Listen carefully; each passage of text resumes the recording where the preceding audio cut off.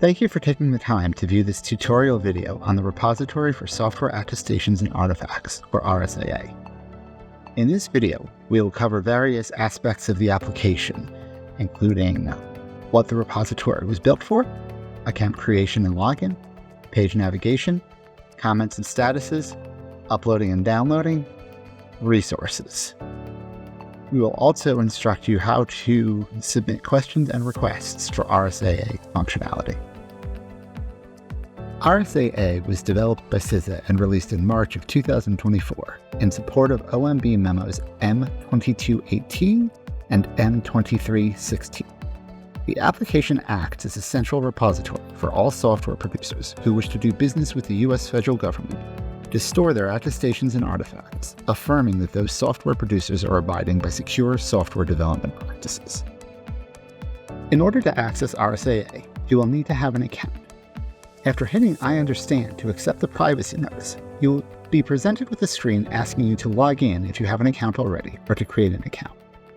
To create an account, you will need to enter a valid email address that does not exist in the system already.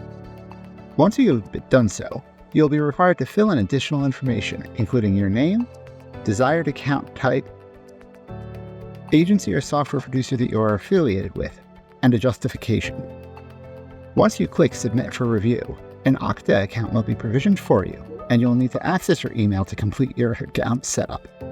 Additionally, your account will be reviewed and approved by the CISA team for access to the application itself. Once you have an account, you will log in with the credentials created. Login via PIV or CAC will be required for all federal users in summer of 2024. Until then, and for all other users, login will be via username and password with multi-factor authentication. Once you've logged in, you'll be required to acknowledge a notice stating that CISA is not responsible for the accuracy, validity, or completeness of any attestations. Once you've clicked I understand, you will be brought to the software records page of the application. A software record contains the details about a particular piece of software, including the name of the software producer, the release date, and optionally the versions that the vendor wishes to cover. On this screen, you can also view the status of agency associations. Associated means that any user of the system has indicated that the agency has something to do with that software. Approved means that someone from that particular agency has reviewed and agreed with that association. The next tab in the application is for artifacts. Artifacts are for any supporting documentation for software that is not the attestation itself. On this screen, you have the ability to create a new artifact or to take action on an existing artifact. With an existing artifact, you can attach it to a software record, attach it to an attestation, deactivate, or delete it. As with the software records, you can see the status of the association with an agency by clicking on the status button. Additionally, you will see the upload status of the file associated with the artifact. Upload failed indicates there is an error, such as an invalid file type. Upload succeeded means the file is accessible in the application, and processing is when a file is first uploaded until it has been successfully scanned and processed. To upload a new artifact, click on New Artifact. On this screen, you will fill in the details including the software producer, artifact type, a label or name for the artifact, and any comments you wish to provide. You may also optionally provide any software records or attestations you wish to associate the artifact with after you've chosen a company. From there, you will click to upload the attachment, choose the file you wish to attach, and click Upload. To download an artifact, you can enter the artifact record by clicking on the label. From there, click the file name and it will download the file to your computer. The final tab for standard use is Attestations. On this screen, you can submit a new attestation or take action on an existing attestation. With an existing attestation, you can attach it to a software record, deactivate, or delete it.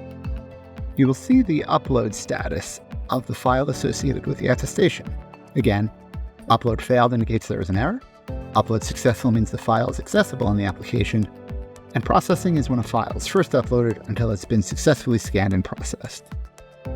With attestations, it is possible that there is no file upload status, and that is if a digital attestation was provided in lieu of an uploaded file. To submit a new attestation, click the New Attestation button. On this screen, you will select the software vendor, provide a name or a label, and click Next. On this screen, you'll choose which software records you wish to associate the attestation with. If the software vendor has multiple products, you can choose as many as you wish, or you can choose a company-wide attestation.